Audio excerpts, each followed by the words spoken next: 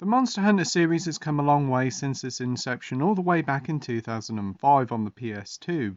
The series wasn't all that well known over here in the West, but in Japan the series was incredibly popular mainly due to the PSP entries. During the early 2010s, the series became primarily a Nintendo franchise, having loads of entries on Nintendo's Wii, Wii U and 3DS at the time.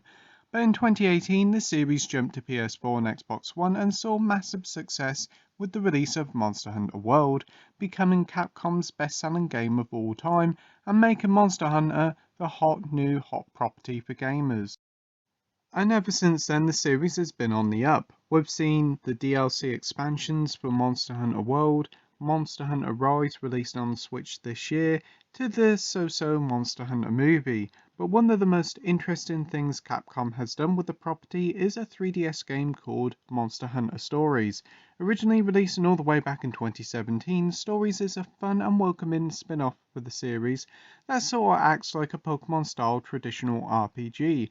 With a nice story, characters and lovely visuals, it pushed the age in 3DS to its limits, and it was a lovely surprise. But what's even nicer is Monster Hunter Stories has finally received a sequel with Wings of Ruin, and it's finally here, so let's see how they did, shall we?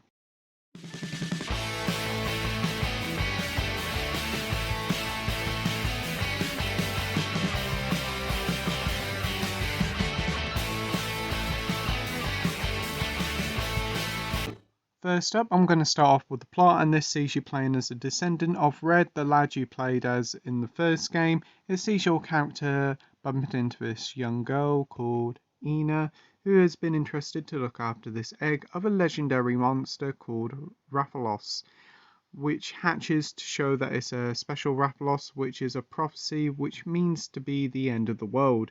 It's a nice and enjoyable tale with some great characters in it. You don't have to play the previous games or the mainline franchise to enjoy the story here. It just delivers a fun and memorable tale that is a bit cliche at times.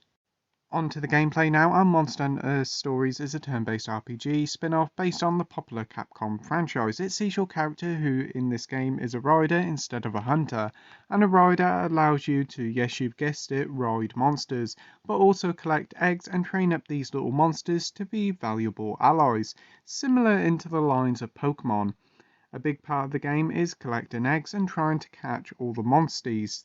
There's about 80 monsties in the game, all from many different entries of the mainline series, and it's quite cute to see these small versions of these normally terrifying beasts in game. You find these eggs out in the world and you can bring them back, and in a sort of luck of the draw based system you gain a monster.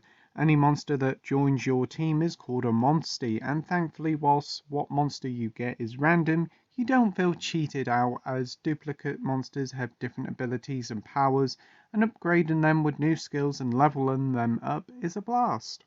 When exploring the game's world, you'll notice loads of monsters roaming about, and if you bump into one, that'll initiate a turn-based battle. And at first it does seem a little bit basic, but it does get in depth as you go through the game.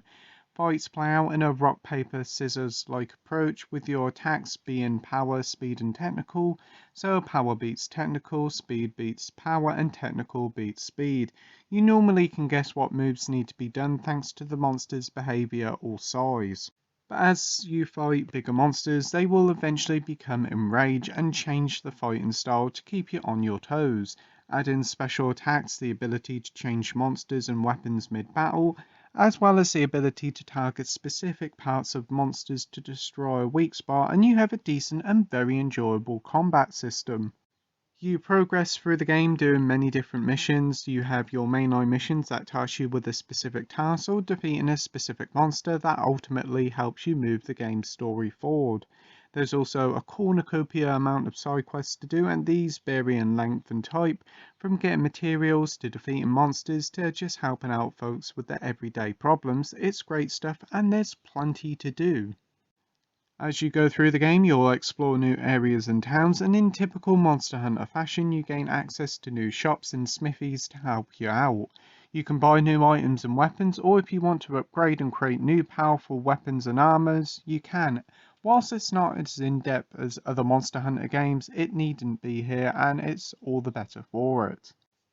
If you haven't guessed it already, Monster Hunter Stories 2 is a long game, taking you easily 50 hours if you take your time to reach the game's mainline conclusion. But even after the credits roll, there's still plenty to do if you want to. There's the as aforementioned side missions, as well as leveling up your monsters and your character to gain new skills and abilities. But easily one of the most impressive and best inclusion here is multiplayer. Unlocked later in the game, you can challenge another player via Wi-Fi for a battle, and they are pretty fun. There's also co-op missions as well, which are a little bit basic in their design, but are a great fun way to play with others and do net you some pretty handy rewards. On to the presentation side of things now, and the original Stories on the 3DS was a lovely looking game. Even for the then aging 3DS, the visuals really did pop with the lovely cel shaded sort of art style and open world to explore. And Stories 2 is no different, but thanks to the more powerful Switch, Wings of Ruin is an absolute stunning looking title. Still using that beautiful cel shaded style, the game looks brilliant in both portable and docked play. When exploring or in combat, it certainly does look impressive. There is small occasions where the frame rate might drop and there is a fair bit of popping, but honestly it's very impressive stuff. And I can see folks looking back on this game in years to come and still being impressed by how awesome it looks. Time for the audio now, and the game has a pretty fantastic soundtrack with plenty of brilliant tunes that blast out throughout the game, whether you're exploring or in battle. It's a nice mix of epic sounding stuff for the battles and gentler pieces in smaller moments when exploring. The game is also pretty much fully voice acted here, with all characters speaking bar your main character, which is a little bit odd, but other games have done it before. The voices are actually great. Some characters may annoy you as they do teeter on the Saturday morning cartoon stuff, but honestly I think they did a great job here with the voice acting. Conclusion time now, and Monster Hunter Stories 2 Wings of Ruin is a lovely return to this welcoming spin-off series. With a great tale filled with likeable characters and brilliant monster designs, it's a great stepping stone to get into the Monster Hunter franchise. The game is an absolute stunner, easily one of the best looking titles on Nintendo's hybrid system. It's also a lengthy affair, taking you well over 50 hours to complete. While some may not be keen on the rock paper scissors sort of combat, there has been much needed improvements here, so with that I'm giving Monster Hunter Stories 2 Wings of Ruin an 8.5 out of 10 with a title of great.